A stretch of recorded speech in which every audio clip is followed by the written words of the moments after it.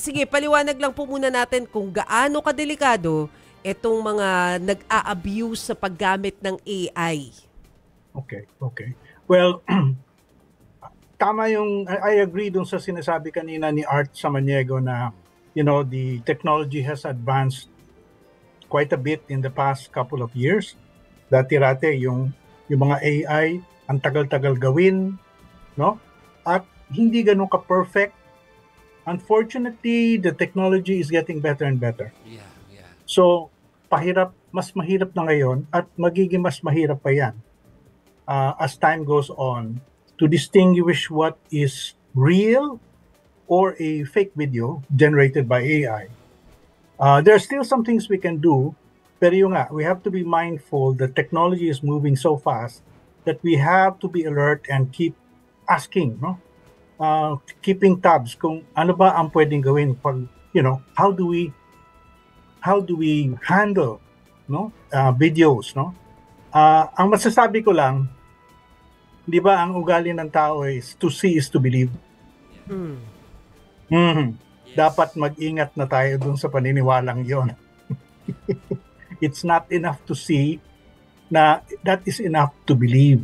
Yes. Kailangan i-double check natin yun. Kailangan i-verify or be conscious that it is quite possible that the video, if it has certain characteristics, ay yung pinapanood mo ay hindi totoo. Yun. Yun ang buhay natin ngayon. Sir Mon, ano po yung hinahanap po natin ng mga characteristics, mga telltale signs na AI lang yung video na pinapanood po natin?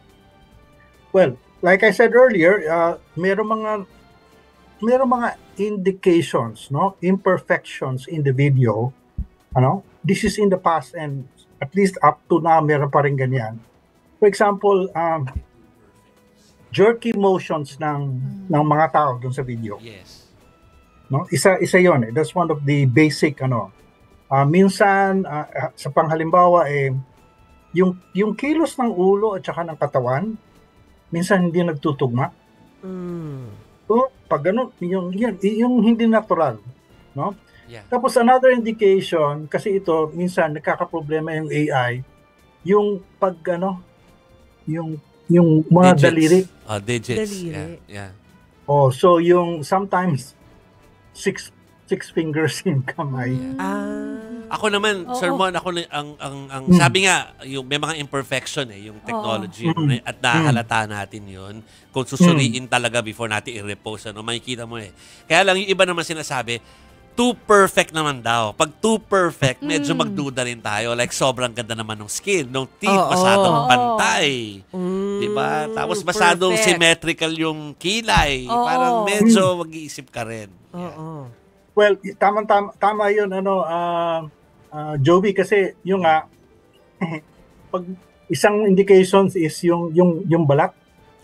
Sobrang kinis. Yes, yan. yes. Perfect skin. Flawless. Parang grabe yung mag-makeup. Napakagaling yung makeup artist niya. Correct. So, another indicator is yung ilaw, the lighting. The lighting sometimes, somehow the AI program doesn't get it right. So, nagiging inconsistent yung ilaw at saka mga shadows. Okay. Hindi siya tumutugma. Yes. Yung mga ganon. So, that's another thing. Nako, before tayo maubusan ng oras, Sir Mon, isisingit ko na to kung fair ito, no, na tuwing pinagmimitingan sa amin, sa newsroom, yung tungkol sa AI, parang ang lagi fair ba yung sinasabi nila na nako, ang nabibiktima niyan ay mga senior o kaya yung mga elderly.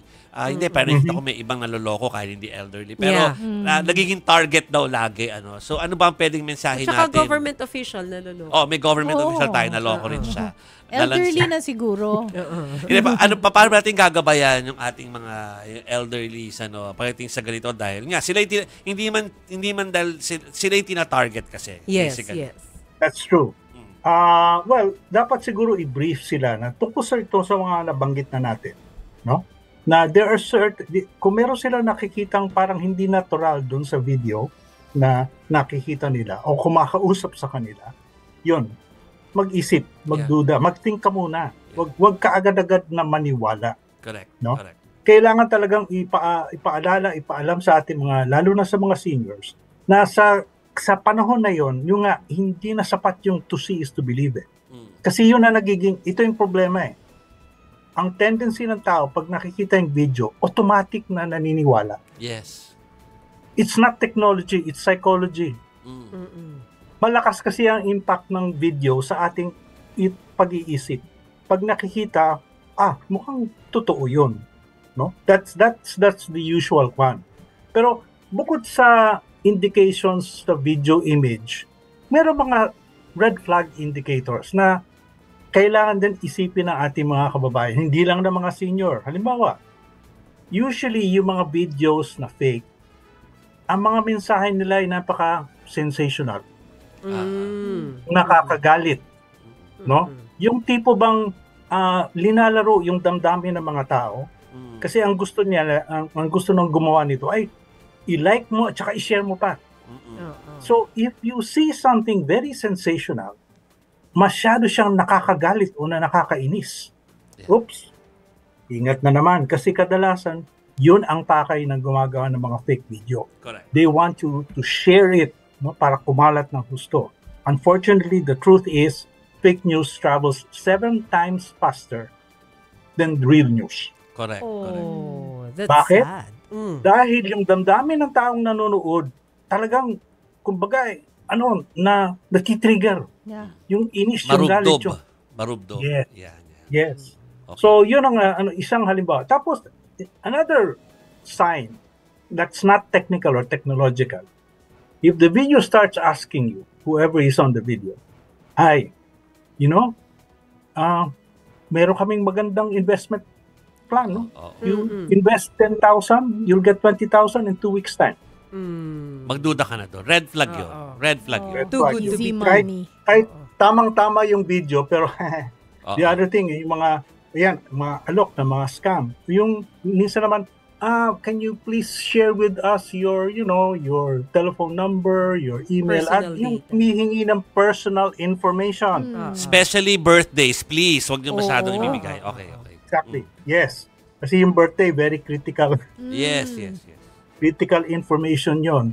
So, yung mga ganon klaseng na hindi mo makikita sa image, pero yung lohika, yung mensahe ng video, yun ang warning sign or red flag sa inyo.